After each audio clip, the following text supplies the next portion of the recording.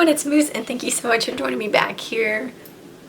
Today we're going to do my May wrap-up. It is June. Yes, we're doing my May wrap-up, which I'm actually really excited for. I had a great reading month in May. I read 11 books, which blows me away. I think it's the most I've read in a 1 month this year. I'm super happy with it. I tend to read chunkier books, you know, like 500-600 pages, anywhere from like the 400 to 600 page range usually. This past month in May, I read a lot of shorter books, around 300 pages, you know, that kind of thing, which I think contributed to how much I read. I also listened to a bunch of audiobooks, which helps me read more in general. But yeah, I read a lot in May compared to how much I usually read. My monthly goal is always 2 books a month. That's just what I aim to do. But this year I have far exceeded that every month, and I'm, again, so happy and proud. As of right now, I am 11 books ahead of schedule according to my Goodreads goal. My goal this year is 60 books. I read 52, 53, something like that last year. So I want to read 60 this year, and I have read 36 so far this year. So I'm on track. I'm ahead of schedule. I'm doing good. I hope to keep this momentum going. It's great. I'm so happy. So yeah, let's just jump right into it. The first book I read in May, actually I think I finished it on May 1st, was Abraham by Jennifer Beckstrand, I think. Yes, Jennifer Beckstrand. And she is this author that wrote a bunch of the 300 pages books that I read this month. I read a lot of her books in May.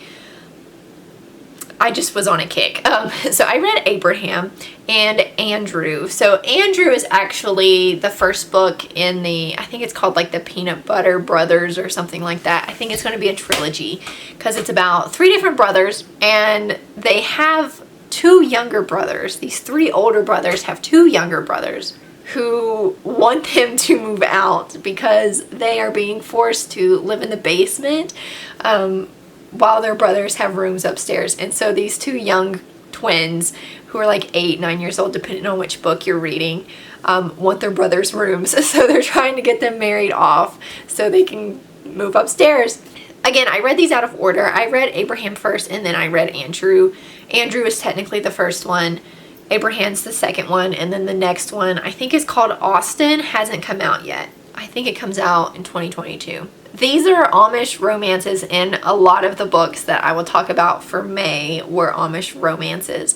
I just got on an Amish romance kick. I wanted some Christian fiction, Christian romance, and I found this author, and she's so enjoyable. I really like her, and each series that she writes, I've read parts of 2 of them now.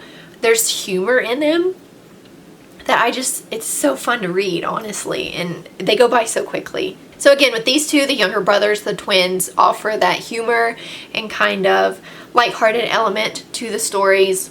Andrew, which is technically the first one in the series, is about the oldest brother, Andrew, who likes this woman who left the community for a little bit, and she comes back pregnant, which is not okay in the Amish community. To be unwed, unmarried, and be pregnant. But he ends up liking this woman anyways. Alfie and Benji, I think, are the names of the twins. Recognize how much he kind of looks at her and shows interest in her, even though he kind of chastises himself for it because it's not acceptable within their community. Anyways, it's just all about how Alfie and Benji get him and this woman together. And then Abraham, which is the next one in this series, is about the brother Abraham, and Alfie and Benji end up pairing him with a woman who really likes chickens. He's wanting to be like a veterinarian. I don't think they have those, at least in this community that she describes. They don't really have like official veterinarians, but they do have like animal doctors. So he's training to be one of those. He really likes working with animals. The girl that he has interest in has a bunch of chickens that she really loves.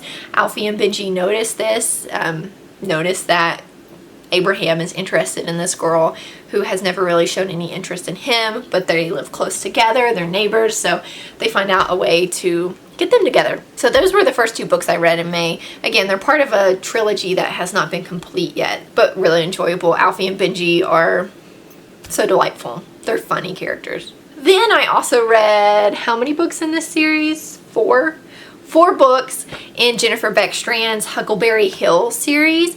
Similar thing, Christian Amish romances with like the matchmaker trope. So in the other series it was Alfie and Benji, and this one is the grandparents. So some grandparents are wanting to get their grandchildren matched up and married off. So each new book focuses on one of those matches, one of those pairs.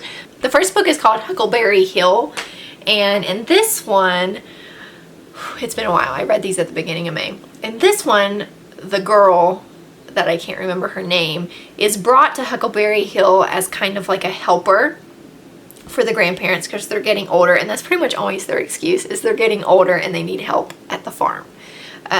So they bring this girl that they met in a different Amish community to their home for the summer, and their grandson comes over and helps like once a week, and so they meet, and the girl has a sister. I think her name was like Rebecca, maybe. The sister's name, I can't remember the girl's name. I think the girl's name was Leah. So Leah's sister is kind of the praised one, the prized one within her family, and her parents are more focused on getting her married off as opposed to Leah, because her sister's the beautiful one that everyone thinks is so pretty, whereas Leah is more of the down-to-earth one who cooks and cleans and takes care of everything, that sort of thing. So her parents know that this grandson is coming to the farm every week, and Leah has kind of sang his praises unknowingly, giving her parents kind of this ideal male figure for her sister. So they end up sending her sister to Huckleberry Hill as well, with the intentions of Leah helping her get married to the grandson. So the grandparents have it planned out where Leah is going to marry the grandson, but her family has it planned out where her sister is going to marry the grandson. And so it's kind of like it's not a love triangle because the grandson has no interest in her sister at all, but there's this dynamic where Leah is supposed to kind of be obligated to help her sister catch this man. So the second one in this series is Huckleberry Summer, and this one, again, it's a grandson, and the grandparents have hired this girl to help them on the farm again during the summer. And this guy has a dog. This girl is very scared of dogs. There's that dynamic that kind of adds some humor. The grandparents are the best part of these series. Let me just say that. Okay, so the grandson's name is Aiden. The girl's name is Lily. So Aiden is kind of an advocate for a bunch of different stuff. He's a vegetarian, which is kind of taboo in the Amish community. He really loves animals, he likes to help them, and he's been arrested 2 or 3 times because of this back in his own community. So he doesn't actually live in the community that his grandparents live in. He's from like Ohio or something like that. But they bring him to Huckleberry Hill for the summer to help out, right? Because his grandparents are getting older and they need some help. So he's been arrested a couple times, and he meets Lily, who again doesn't like his dog to begin with. I've already said he's a big animal person. He loves his dog. It's very important to him that people like his dog as well if he's going to interact with them and kind of be close to them. And Lily is also very obedient to her father. Her father doesn't really want her to do anything or have anything to do with Aiden because of his record, his past. He wants her to marry a different man named Tyler, who has kind of been courting her for the last couple of years, I think. They've been close for a while. And so it's very obvious that her father prefers this other boy over Aiden. It doesn't really matter. They end up spending so much time together on the farm with the grandparents that they end up liking each other anyways. There's a bunch of stuff that happens. Lo and behold, she breaks off her engagement with Tyler and ends up marrying Aiden. I don't really think that's a spoiler in saying that. I feel like these books are pretty predictable. Of course, the main couple is going to end up together at the end, right? The next one is Huckleberry Christmas. It is number 3 in the Huckleberry Hill series. This one, they have a granddaughter. Anna and Felty are the name of the grandparents, by the way. So they have a granddaughter named Beth in this one, in Huckleberry Christmas. And Beth has been married before, and she is now a widow. And she has a son that's 2, I think. And Anna gets the great idea. She's like, Aiden and Lily are so happy, but now Tyler's sad. And she's like, you know who I think would be a great match to help him? Our granddaughter, Beth. So she ends up helping Tyler, who was originally engaged to Lily, marry her granddaughter. It's not weird, but it's just funny that they broke up one engagement, and so she kind of helps out and she doesn't make him fall in love with her granddaughter, but she kind of shows him the woman that he could actually love. A big part of this book, the big conflict in this book, is Beth was not happy in her previous marriage, and she's very scared of marrying someone and not truly knowing who they are and then being stuck with them whenever they're married, because in this community it's not acceptable to divorce. So if she gets married again, she's just stuck in that unhappy marriage, and she doesn't want that. So she convinces herself that she's happy alone, even though she recognizes that Tyler is a great guy and that she would probably be happy with him. And then also along with that, her deceased husband's family puts a lot of pressure on her. Her brother-in-law pressures her to marry him. He says it's her duty to do that since his brother has died. Like, it's his responsibility to take care of her. It's her responsibility to marry him. Her mother-in-law is sick, and they guilt her into staying in the other community and taking care of her. There's just those dynamics. It's sweet. I liked it. I've talked so long about these little Amish books. And then the 4th book was Huckleberry Spring. And this is the last one I've read in the series so far. There are 7 or 8 in this series, I think. I want to continue on with it. I'm just in the middle of reading some other stuff right now, so I haven't gotten around to it. But this one, Huckleberry Spring, is about their grandson, Ben. Okay, this one is Ben. I knew one of the grandsons' names start with a B. So this one is about their grandson, Ben, and a girl named Emma. Now, Ben and Emma were actually together beforehand. They were engaged, actually. And then something happens, and Ben breaks it off, and he moves away to Florida, I'm pretty sure. And so in this one, Anna and Felty, more so Anna, Felty just kind of goes along with whatever she wants. Anna knows, like, Ben really loves Emma. Emma still loves Ben. Like, she doesn't really know why they broke off their engagement, but she thinks they should get back together. So she asks Ben to come back to their community for the summer and help out because his granddad is getting a bunch of surgeries. Anna kind of makes Felty get a bunch of surgeries that he doesn't need. He gets like a root canal and like LASIK, something with his feet or she just makes him get a bunch of procedures that he doesn't really need, but that they can use as an excuse to keep Ben on the farm a little longer each time so he can patch things up with Emma. And then to get Emma up at the farm, she is really good at growing pumpkins, so Anna asked her to help her grow like a huge pumpkin for the summer or the spring. So those are the excuses that they come up with to get them both on the farm together. I will say there is some like illness representation within this book. I'm not going to say what it is because it's actually kind of a spoiler, and it's not really revealed what it actually is until the end. But there is some illness representation in this book. And this one was definitely the saddest out of the 4 that I read in this series, but it still had like a happy, hopeful ending, if that makes sense. Out of the 4 in this series, I think my favorite, it was either Huckleberry Christmas or Huckleberry Summer. One of those two were my favorites. Okay, so that was a big majority of my reading for May. Super fun, super enjoyed it. I was consumed by those books. I read them throughout the day, like when Sam was napping or whatever. At night, I would make sure to go to bed a little early so I could read for an hour or so before bed. Oftentimes I stayed up until like 11, 12 o'clock reading those and finishing those. That's not like me. I go to bed quite early.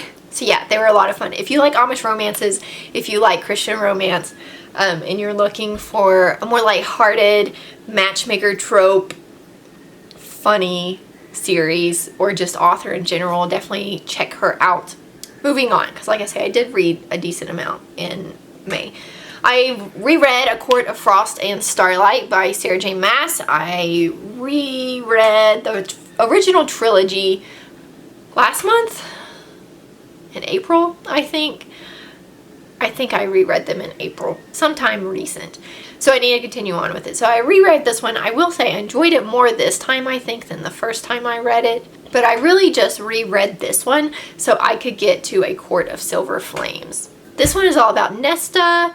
I did a whole reading vlog on it. If you're interested in some more in-depth thoughts, I will link it for you to go check out. But essentially, it's about Nesta. I'll be honest, I didn't have a whole lot of interest in reading this one when it was first announced. Nesta has never really been my favorite character, and neither has Cassian. I think Asriel is more interesting than Cassian, personally. But, yeah. So this one's all about Nesta. I did find that I didn't really like her character in the beginning, but as the book progressed and her character grows and she gets some depth, I did enjoy her character by the end of the series. My only kind of gripe with this book is I wish, it's all pretty much from Nesta's point of view, I wish we'd gotten some of either Feyre or Rhys's point of view, just because some very important things happen in their lives. And we're kind of just looking at it from an outsider's perspective, and I would like to hear some of their thoughts on what had happened. I have been told, I think Books with Ange is the one that told me, that there are some kind of extra add-on chapters out there from Rhys's point of view, and I think she said Asriel's point of view, that I need to search out and read and see if it kind of gives me what I'm itching for. Overall, though, it was good. I wouldn't say it's my new favorite in the series or anything like that, but it was definitely good, and it's definitely worth a read if you enjoyed the original series to begin with. My son's awake. Okay, he's okay. He's been teething, so he's not sleeping well. Anyways, to finish out the month of May, I finished up the Song of the Lioness series by Tamora Pierce. I listened to these on audiobook. I listened to the first one at the very beginning of the year, but I did finish up the last 3 in May. The second book is called In the Hand of the Goddess. Book 3 is The Woman Who Rides Like a Man, and then book 4 is Lioness Rampant. I have read 2 series by Tamora Pierce now. I rave about her Becca Cooper trilogy. I have a lot of videos that mention it. I did a dedicated review video of it. I think they're great, and they're possibly, they're one of my favorite series, honestly.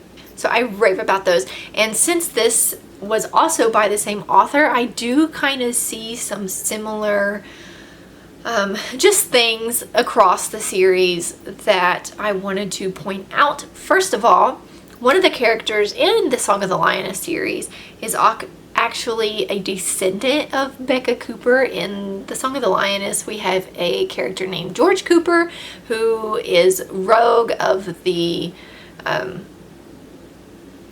what is he rogue of? He's rogue of one of the sections, one of the cities in this world, which basically means he's like the king, the ruler, the leader of the thieves, basically, of the kind of